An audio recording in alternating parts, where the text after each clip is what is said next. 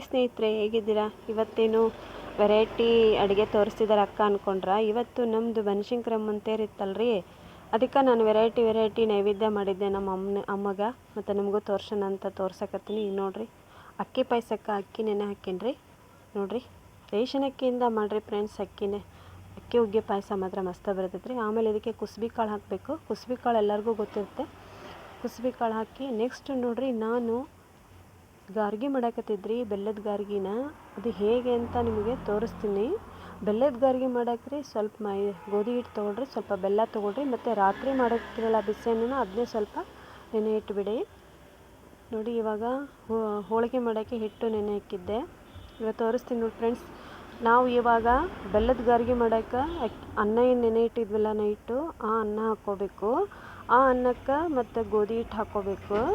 ನೋಡಿ, ಕರೆಕ್ಟಾಗಿ ನೋಡ್ಕೊಳ್ರಿ. ಸಿಹಿ ಗಾರ್ಗಿ ಇದು ಬೆಲ್ಲದ್ದು.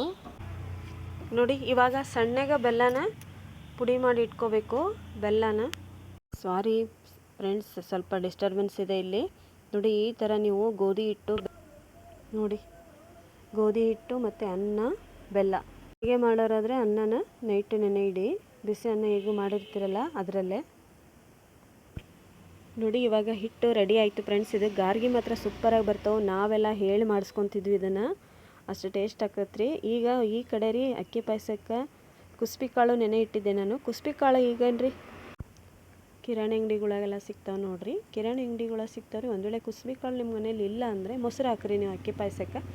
ಆದರೆ ರೇಷನ್ ಅಕ್ಕಿ ಇದ್ದರೆ ಕ್ಲೀನಾಗಿ ತೊಳೆದು ರೇಷನ್ ಅಕ್ಕಿಯಿಂದನೇ ಕ್ಲೀನಾಗಿ ತೊಳೆದು ಅದನ್ನೇ ಮಾಡಿದರೆ ಪಾಯಸ ಚೆನ್ನಾಗಿ ಬರುತ್ತೆ ಅಂತ ನಾನು ಹೇಳ್ತೀನಿ. ಮತ್ತು ಅದಕ್ಕೆ ರೀ ಒಂದು ಟೆಸ್ಟ್ ಕೊಡ್ತೀನಿ ನೋಡಿರಿ. ಸ್ವಲ್ಪ ಕೊತ್ತಂಬರಿ, ಒಂದೆರಡು ಬೆಳ್ಳುಳ್ಳಿ ಎಸಳು, ಮತ್ತು ಒಂದು ಸ್ವಲ್ಪ ಹಸಿ ಶುಂಠಿ ಹಾಕ್ರಿ. ಮಸ್ತ್ ಬರ್ತೈತೆ ರೀ ಅಕ್ಕಿ ಪಾಯಸ. ನನಗೆ ನಮ್ಮ ಅಜ್ಜಿ ಹೇಳ್ಕೊಟ್ಟಿತ್ತು, ನಾನು ನಿಮಗೆ ಹೇಳ್ಕೊಡ್ತಿದ್ದೀನಿ ನೋಡಿರಿ. ಒಂದು ಸಲ ಮಾಡಿ ನೋಡಿರಿ ಅಕ್ಕಿ ಪಾಯಸ ಈ ಥರನ ಮಸ್ತ ಬರ್ತೈತೆ ರೀ. ನಿಮ್ಮ ಕಡೆ ಕುಸ್ಬಿ ಕಾಳು ಇಲ್ಲ ಅಂದರೆ ಮೊಸರು ಹಾಕಿರಿ, ಪರವಾಗಿಲ್ಲ. ಮತ್ತು ಕುಸ್ಬಿ ಕಾಳಿನ ಟೇಸ್ಟೇ ಬೇರೆ ಇರುತ್ತಲ್ಲ.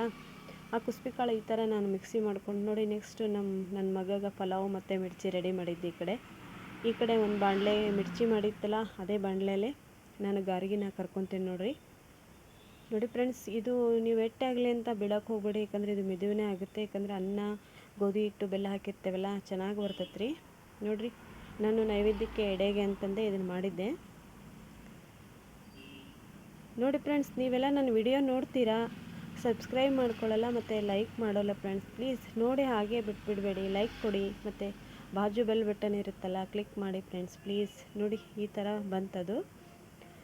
ಇವಾಗ ಇನ್ನು ಉಳ್ಕಿತ್ತಲ್ಲ ಅದನ್ನು ಮಾಡ್ಕೊಂಡ್ಬಿಡ್ತೀನಿ. ಇದರಲ್ಲೇ ನಾನು ಹಪ್ಪಳ ಸಂಡಿಗೆ ಎಲ್ಲ ಕರೆದಿದ್ದೀನಿ, ಕರಿಗಡುಬು ಮಾಡಿದ್ದೀನಿ ಫ್ರೆಂಡ್ಸ್. ಇವಾಗ ನಂದು ನೆಕ್ಸ್ಟ್ ಉಳಿದಿರೋದು ಒಂದೇ ಅಕ್ಕಿ ಪಾಯಸ ಮತ್ತು ಹೋಳಿಗೆ ಮಾಡೋದು.